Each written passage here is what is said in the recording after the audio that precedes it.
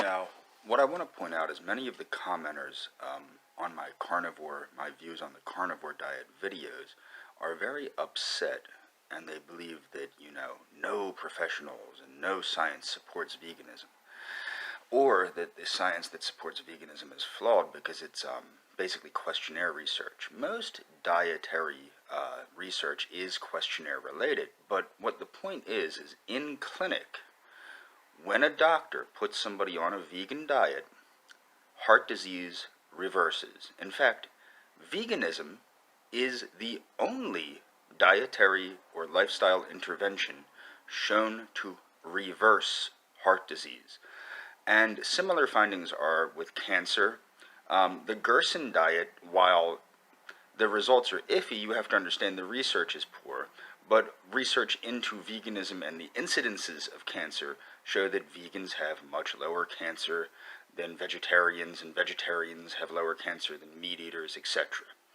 My point is this, and I want to point this out too.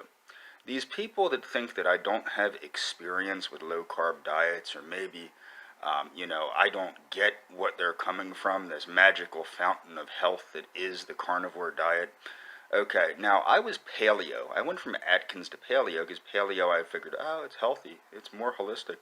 Okay, so the thing is, I've gotten parasites from eating different foods, such as sashimi, undercooked meat, these things, because I was told on many of these diets that's how you need to eat meat, is in an almost raw state. Now, I've been a vegetarian for over 10 years, and a vegan for probably like over 8 years. My point is this. What you need to keep in mind is the fact that these foods that you're consuming are riddled with parasites, riddled with diseases. Now, you're not going to die from most parasitic infections, but left untreated, they can become debilitating and life-threatening. Now, the thing is, having parasites should not be part of one's daily routine in a first-world country. Now, the problems with parasites come from undercooked meats. That's obvious. Now, what I would also like to point out is that this concept that veganism is so dangerous and everybody's malnourished, this is true to an extent, but this is because people do not, again, I'm going to make another video to talk about some of the pitfalls of veganism. Some of them that I've experienced personally, one of the biggest ones I have is getting enough sodium on a whole foods vegan diet. That's very difficult, okay? So how I worked that out is I eat one starchy and vegetable-based meal a day that has a considerable amount of salt. Now, the other problems, of course, are iron and B vitamins, which are easily met with supplements. Another huge problem is this idea that supplementing, it's called naturalistic fallacy, okay, and this concept that supplementing, if you have to supplement on a diet, that's bad. Now, Dr. Atkins, the creator of the Atkins diet, and I agree with him 100%, and I recommend people read his book, The Vitanutrient Solution, suggested that everybody needs to take supplements. I also recommend people read his book, The Age-Defying Diet, if they're interested in Atkins. And I do not follow Atkins, obviously, because I'm basically a vegan. I do eat honey, but that's about it. So my point is this. What people need to understand is my experience with these diets is firsthand.